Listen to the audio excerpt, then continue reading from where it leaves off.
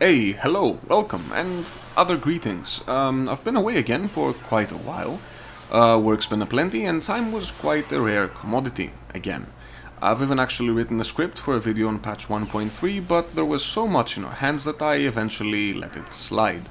But it's this absence that let me focus on 1.3.1, the latest patch to be released. However, since I'll be leaving on holiday soon, let me quickly touch on a part of 1.3.1 while I can.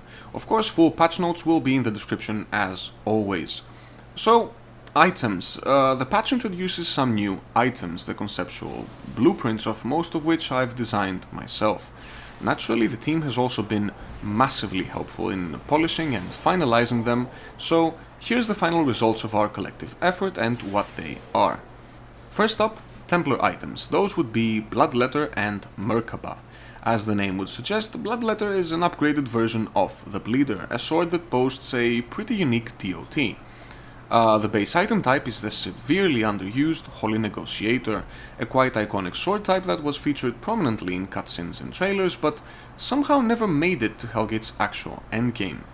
The flavor text also comes from Lord Arfon, a Templar with whom players interact considerably throughout the story. DOT aside, the sword comes with Balance of Power and Anchor, an underused Blade Master skill and a beloved Guardian skill for damage, respectively. It also comes with a Swordmanship use rate boost and Poison Strength to counter the sword's slower attack speed and fit the theme, respectively. It's actually our wish that this sword won't just be a great option for Blade Masters, but also probably the best sword for traditional Guardians who seek to deal some damage. The Merkaba then is the first unique Sun Shield in the game. It's a revised version of an item designed by the Great Cthulhu, a Hellgate House veteran, around 10 years ago. The flavor text also comes from him. Much like Keeper of the North Star, this shield provides a bonus to all skills, as well as Shield Master to fit the Sun Shield's offensive nature. It also comes with Ignite Strength, the first among unique shields, as well as Fire Thorns and Exploding Spikes, to fit the fiery theme and build on defensive builds. Hopefully this shield will be of use both with Shield Wall and Shield Throw, since it has properties that fit both. Kabbalist items then. Those would be Ironbound Valley and Arlequin Ablaze. Ironbound Valley is a portmanteau of Ironlock Radiant, a focus item that granted armor and defensive bonuses, and Valley of Death, a popular focus item of old which also came with defensive bonuses. The flavor text then alludes to the latter, being related lyrics from Coolio's famous song, Gangsta's Paradise. This bloodshed comes with many defensive bonuses combined, most originating from the two aforementioned focus items, as well as an armor value. Notably, this was intended to be unique to it, but eventually all bloodsheds got this property. Still, this should be a great focus item to keep around if defense is required. Arlequin Ablaze then is an item that's not strictly my namesake, since I wouldn't want my namesake to be a weapon, but it is related to me, so for context let's quickly rewind. Rewind time. In the days of Global, my main character would be Vredna, a poison summoner who would use few elementals and the toxic tree.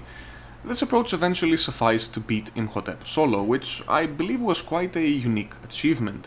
The build eventually caught on, though I wouldn't claim credit for popularizing it, and it's those builds that came from it and that achievement that this item pays tribute to.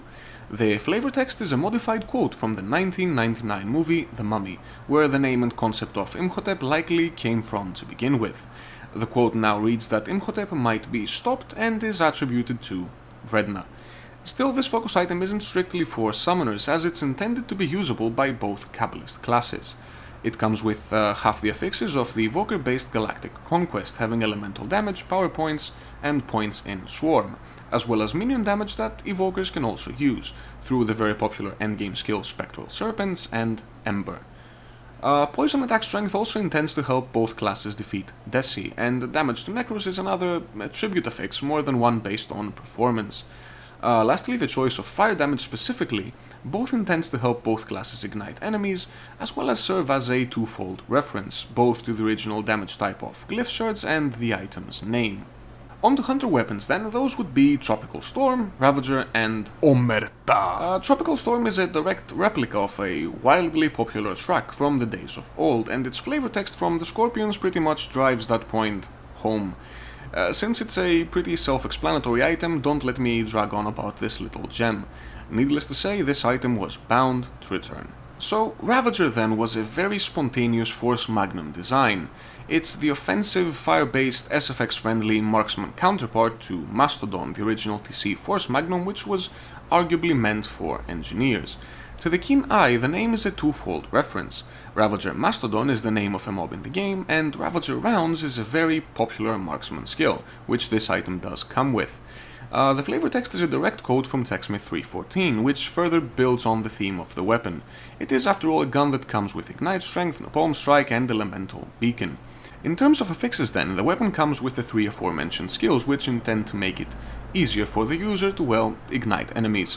It also comes with increased damage of tactical skills, which intends to buff both marksman and engineer striker builds, and some added physical damage, as a further damage boost and a reference to the original damage type of such weapons. Lastly, Omerta. Now, this sniper is of course a namesake for the lead developer of London 2038, namely, Omerta. the gun follows the naming convention of sniper rifles up until this point, its full name being FS Omerta SNPR. Its flavor text further builds on the concept of this term and also alludes to the gun having splash damage, a concept which was lifted from Voodoo Rifle. This simple property makes such guns much more viable for most purposes, since it somewhat counters their slow rate of fire and erratic movements of some enemies, which can cause one to miss. It also enables much better synergy with round skills at that. The gun comes with a very high base crit value.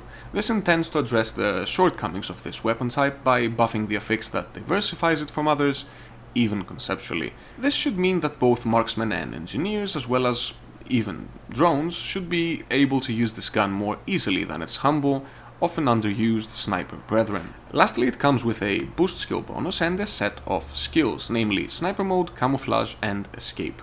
The former should help with overall mobility as it affects escape and sprint, and the latter should help aspiring snipers build around the underused sniper tree, which, in case it wasn't terribly clear by this point, we do love conceptually and stylistically. So, there you have it. That's the first batch of new items to be introduced to London 2038. Of course there will be more, with some actually being finalized as we speak, and of course patch 1.3.1 has much more to offer than just new items, so make sure to go through the patch notes in the description if you'd like to know more. With that said, I must bid you farewell.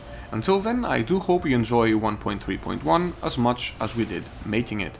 As always, thank you for watching and happy hunting.